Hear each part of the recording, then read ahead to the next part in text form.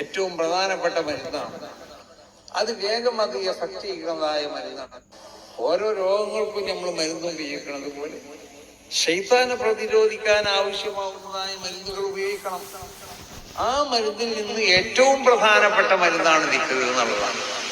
ഏറ്റവും പ്രധാനപ്പെട്ട മരുന്നാണ്. അത് വേഗം അത് എഫക്ട് ചെയ്യുന്നതായ മരുന്നാണ് ദിക്ർ. അപ്പൊ ദിക്ർ നീ ചെല്ലുന്നത് പോലെ ദിക്ർ ചെല്ലിയാൽ ശൈത്താനെ നിന്നോടടുക്കാൻ പേടിയായി. കണ്ടില്ലേ, ഉമർ ഇബ്നു ഖത്താബിനെ കാണുമ്പോൾ ശൈത്താൻ ഒളിച്ചുപോയി. ഉമർ ഇബ്നു ഖത്താബിന് മാത്രമല്ല, പല മഹാന്മാരിലേക്കും ശൈത്താൻ അവർ വരുന്ന വഴിക്കൂടി ശൈത്താൻ വരില്ല. ശൈത്താനിക്ക് വരാൻ കഴിയൂല. കാരണം എന്തുകൊണ്ട്? അവരുടെ ഈ ഈമാന്റെ ശക്തമാവുന്നതായ ആ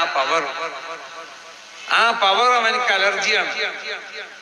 അവരിൽ നിന്നുണ്ടാവുന്ന ദിക്റുകൾ, ആ ദിക്റുകൾ അവനക്ക് അലർജിയാണെന്നല്ല, ആ ദിക്റുകളുടെ ശക്തി കൊണ്ടിട്ട് അവനെ അടുക്കാൻ കഴിയും. അപ്പൊ ശൈത്താനെ നമ്മുടെ ശരീരവുമായി കൊണ്ട് ഒരു നിലക്കും അടുപ്പിക്കാതെ, നമുക്ക് ചിലപ്പോ ദിക്ർ ഇല്ലാതാണ് ഈ കാരണം ശൈത്താൻ അധികം കൂടുന്നത്. അല്ല, നമ്മൾ ദിക്ർ ചെല്ലുമ്പോഴാണ് മുമ്പ് ഒരു പെണ്ണിന് ശൈത്താൻ സോക്കൾ ഉണ്ടായപ്പോൾ, ശൈത്താൻ സോക്കൾ എന്ന് പറഞ്ഞാൽ ഇരുന്ന് ഈ പൂക്ക് പാത്രമല്ല, നിക്കരിച്ചാൻ കഴിയുന്നില്ലെങ്കിലും ശൈത്താൻ കൊണക്കളുണ്ട്. അതിനാരെയും ചികിത്സക്കുണ്ടാവും. അപ്പൊ ഇവിടെ എത്ര ആണുങ്ങളും പെണ്ണുങ്ങളും നിക്കരിച്ചാത്തവരുണ്ട്. എന്ത് നിക്കരിച്ചാതിരിക്കാനുള്ള കാരണം? അത് ശൈത്താൻ സോക്കൾ ഉണ്ടായിട്ടാണ്. പക്ഷെ അതിനുള്ള ചികിത്സക്കാരെയും ഉണ്ടാവും. അല്ലെങ്കിൽ അവിടെ വാതിൽക്ക മുട്ടുണ്ട്, ഇവിടെ തട്ടുണ്ട് എന്നൊക്കെ പറഞ്ഞതിന് ചികിത്സക്കും ശൈത്താന്റെ ഉപദ്രവമുണ്ട്. ഇതല്ല ശൈത്താൻ സോക്കട്. യഥാർത്ഥ ശൈത്താൻ സോക്കട് എന്ന് പറഞ്ഞാൽ എന്താ?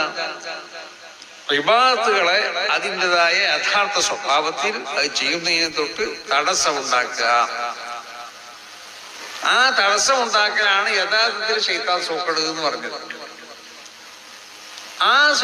അതിനാണ് ചികിത്സ ചെയ്യേണ്ടത്. അതിനുള്ള ചികിത്സക്ക് ഏറ്റവും പ്രധാനപ്പെട്ടതായ ഒന്നാണ് ദിക്ർ. അപ്പൊ ചില ആളുകൾ പറയും ദിക്ർ ചെല്ലിയാൽ ശൈത്താൻ അധികം കൂടാണ്. അതോടെ ചെല്ലണ്ടമാതിരി ചെല്ലിയില്ലെങ്കിൽ ശൈത്താൻ റസൂൽ പറഞ്ഞല്ലേ, രാത്രി ആയത്തുൽ കുർസി ഓതി കഴിഞ്ഞാൽ ശൈത്താൻ എടുക്കൂലെന്നല്ല. ഇത് ആയത്തുൽ കുർസി ഓതിനെന്നാണ്. ഇപ്പൊ ചിലവരൊക്കെ വന്നു പറയും ആയത്തുൽ കുർസി ഓതിനെന്നാണ് ഉസ്താദ് അധികം ശൈത്താൻ വരുന്നത്. അതിന്റെ ഓത്ത് ശരിയായിട്ടില്ല. ഇത് ശരിക്കും ഓത് തന്നെ, ഓത് പിന്നെയും ഓത് തന്നെ. ആ ഓത്ത് ശരിയാവുന്ന വരെ അവൻ വന്നുകൊണ്ടിരിക്കും. അങ്ങനെയാണ് അവൻ നിന്നെ ഉപദ്രവിക്കല്. മുമ്പ് ശിഹാബുദ്ദീൻ ഷാരിയാത്തിന്റെ അടുത്തൊരു പെണ്ണിനൊക്കെ ശൈത്താൻ സോക്കർ ഉണ്ടായപ്പോൾ മന്ത്രിച്ചാൻ കൊണ്ട്.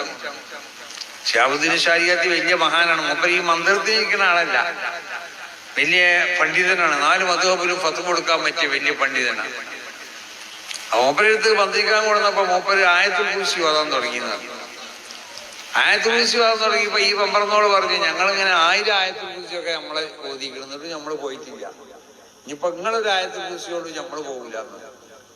അപ്പൊ മൂപ്പരൊന്നും കൊണ്ടില്ല. മൂപ്പര് ആയത്തുൽ കുർസി ഓതി പകുതിയായപ്പോ മെമ്പറിനോട് പറഞ്ഞു എന്നാണ്, ഞങ്ങൾ പോവാണ്. അപ്പൊ ആയത്തുൽ കുർസി ഓതേണ്ടവൻ ഓതുന്ന മാതിരി ഓതിയാൽ അതുവരെ ഇപ്പോ 1000 വട്ടം പല അസ്മാദിന്റെ പണിക്കാരും മന്ത്രി ചൂതാൻ വേണ്ടി പറഞ്ഞേച്ചു 1000 ആയത്തുൽ കുർസി ഒക്കെ ഓതി ഇവിടെ തലയിൽ ഓതിയതാണ്. ഒരു കാര്യം ഉണ്ടായിട്ടില്ല. ശിഹാബുദ്ദീൻ ഷാരിയാത്തി ഓതാൻ തുടങ്ങുമ്പോ പറഞ്ഞത് 1000 2000 ഒക്കെ ഇവിടെ ഓതിയിട്ടുണ്ട്, എന്നിട്ടൊന്നും ഞങ്ങൾ പോയിട്ടില്ല. അപ്പൊ മൂപ്പര് ഓതി പകുതിയായപ്പോ പറഞ്ഞു, ഇനി ഞങ്ങൾ പോയിക്കോളാം. അപ്പൊ ഒരു ആയത്തുൽ കുർസി മുഴുവൻ വേണ്ടിയൊന്നുമില്ല ശൈത്താനെ പോക്കാൻ. അത് പോക്കണ ആളുകൾ. അല്ലാത്തവരിപ്പോ ഇരുന്ന് 10,000 വട്ടം ഓതിയിട്ട് കൊടുത്താൽ കാര്യം ഉണ്ടായിക്കോണമെന്നില്ല. അപ്പൊ ഈ ദിക്ർ നമ്മള് അതിൻ്റെതായ എല്ലാവിധ അതിന്റെ ആദാബുകളെ മുറാഅത്ത് ചെയ്ത് നമ്മൾ ദിക്ർ ചെയ്യില്ല. ആ ദിക്ർ ചെല്ലിനോണ്ട് നമുക്ക് വേറെ പ്രത്യേകമാവുന്ന താല്പര്യങ്ങളൊന്നും ഉണ്ടാവാൻ പാടില്ല. ദുന്യവിയായ അല്ലെങ്കിൽ ഉഖറവിയായ താല്പര്യത്തിന് വേണ്ടിയാവില്ല. അല്ലാഹു സുബ്ഹാനഹു വ തആല യാ അയ്യുഹല്ലദീന ആമനൂ ദുക്റുല്ലാഹ ദിക്റൻ കസീറ, ദിക്ർ ചൊല്ലിക്കോളുന്ന അല്ലാഹു കൽപ്പിച്ചതാണ്. അതിന്റെ ഗുണം എന്താണെന്ന് ഞങ്ങൾക്ക് നോക്കേണ്ട ആവശ്യമില്ല. ഞങ്ങൾ അങ്ങനെ ചെല്ലുന്നുണ്ട്. എന്നാ ഗുണമൊക്കെ അല്ലാഹു തരും ചെയ്യും. അതാണ് അതിന്. നമ്മളത് എന്നതൊക്കെയാണ് ഇതിമ്മ കിട്ടുക എന്ന് ആലോചിച്ചുകൊണ്ടല്ല ചെയ്യേണ്ടത്. അപ്പൊ ചില ആളുകൾ എന്ന് പറയുന്നുണ്ട്, എന്താ വലിയ സാമ്പത്തികമായി പ്രയാസം, അതിനൊരു ദിക്റുണ്ട്.